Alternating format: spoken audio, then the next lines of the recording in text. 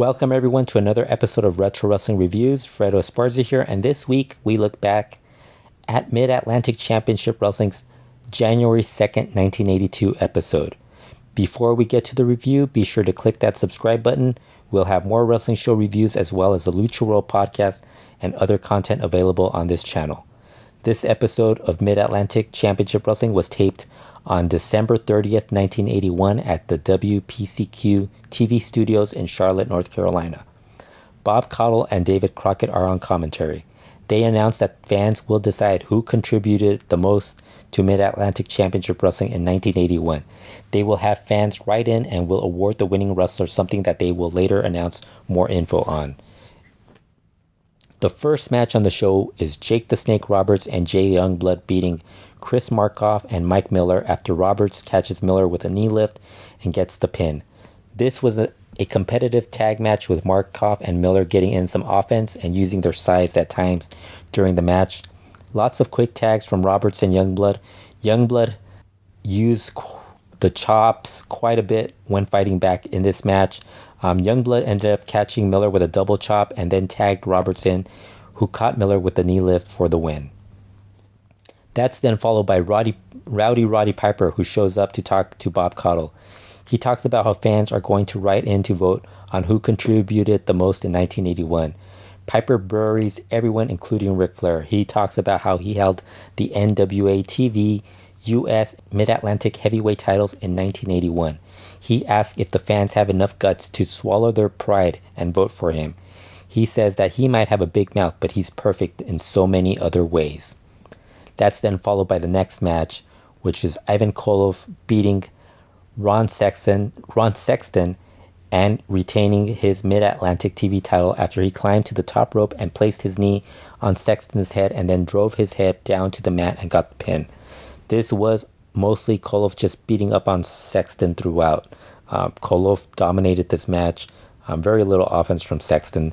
And by very little, I mean pretty much none.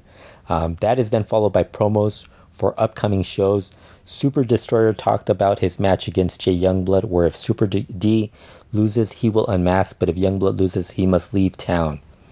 Lord Alfred Hayes talks about an upcoming lumberjack match against Johnny Weaver, but he tells the announcer that Super Destroyer would not be pleased if he heard him call him Super D.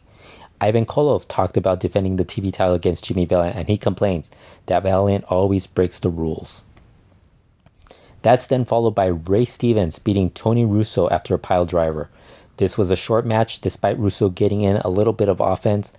After the match, Stevens dropped a knee on Russo for no reason whatsoever, just because he could.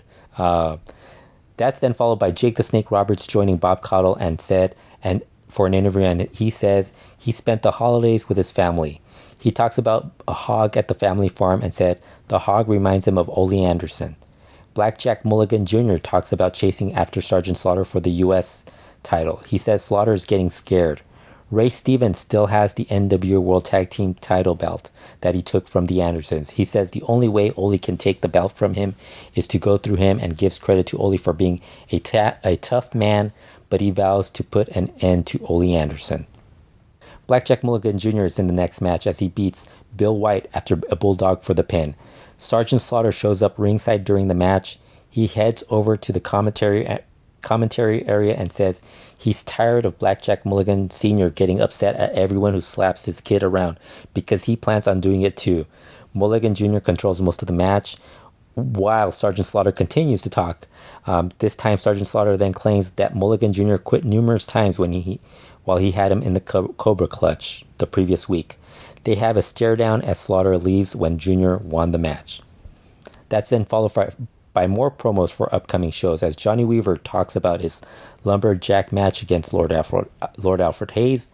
Jay Youngblood then talks about the high stakes in his match against the Super Destroyer. Jay even says that if Super D beats him, that not only will he leave town, he'll cut his hair as well.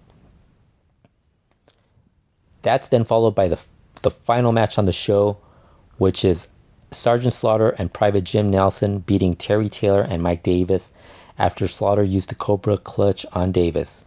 Some quick action and fast tags from everyone in this match.